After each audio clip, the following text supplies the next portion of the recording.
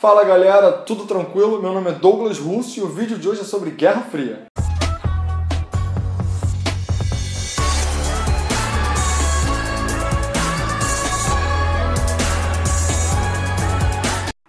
Vamos começar com o recorte temporal do período da Guerra Fria, que vai basicamente do final da Segunda Guerra Mundial em 1945 até a dissolução da União Soviética em 1991.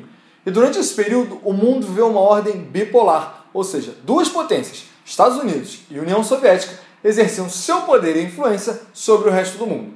A Guerra Fria leva esse nome justamente porque essas duas potências não tiveram um conflito, uma guerra direta entre si. Entretanto, é importante lembrar que houveram conflitos periféricos nesse período, como, por exemplo, a Guerra do Vietnã e a Guerra das Coreias. Tá bom?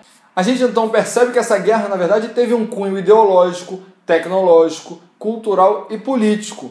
Tá? Estados Unidos defendendo o capitalismo com o ideal de democracia, defendendo, por exemplo, o livre mercado e o Estado mínimo, que é a pouca ou nenhuma intervenção do Estado na economia, e a União Soviética defendendo o socialismo com o ideal de igualdade, defendendo, por exemplo, o fim da propriedade privada e o Estado como controlador da economia dos meios de produção, disputavam o quê? Áreas de influência. É isso mesmo, a Guerra Fria era basicamente uma grande disputa por áreas de influência, ao alinhamento ao bloco capitalista ou ao bloco socialista.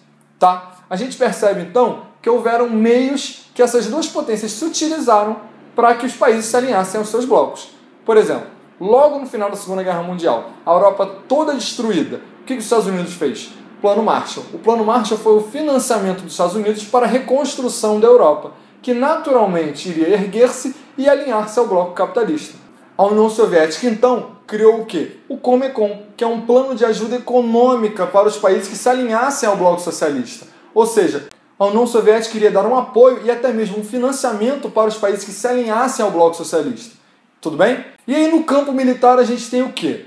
Duas alianças, Pacto de Varsóvia e a OTAN. A OTAN, que é a Organização do Tratado do Atlântico Norte, que foi criada com o intuito de impedir o avanço do socialismo e proteger os países membros, que quais eram? Estados Unidos, Canadá e países do Ocidente Europeu alinhados ao capitalismo. Era uma aliança militar para proteger os países membros. Tá? E a União Soviética, obviamente, faz o mesmo e assina o Pacto de Varsóvia. Varsóvia, que foi o local onde foi assinado esse pacto, que é a capital da Polônia, e é basicamente tem a mesma finalidade da OTAN, proteger os países que assinaram esse pacto, só que dessa vez para poder proteger os países do bloco socialista. A gente tem então duas corridas durante esse período, e as duas serviram como formas de demonstração de poder dessas duas potências para o resto do mundo.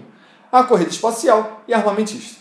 A corrida espacial ela foi muito importante para o avanço tecnológico daquela época. Foi durante a corrida espacial que o homem pôde ir ao espaço e à Lua pela primeira vez. Já a corrida armamentista foi basicamente as duas superpotências disputando quem tinha o maior poderio bélico, quem tinha mais quantidade de ogivas nucleares. E foi justamente por isso que o mundo inteiro vivia uma época de ameaça de guerra nuclear. O medo de eclosão de uma guerra nuclear era muito grande justamente por essa disputa entre essas duas potências. Tá bom? Pessoal, então a aula vai terminar por aqui. Na parte 2 de Guerra Fria, a gente vai falar sobre os conflitos periféricos mais a fundo e outros detalhes que aconteceram no período da Guerra Fria. Se inscreva no canal para ficar ligado nas novidades. Curta o vídeo, pode compartilhar à vontade. Pode também seguir a gente no Twitter e curtir a página no Facebook. Tá tudo na descrição e vai aparecer aqui na tela, galera. Falou e um abraço.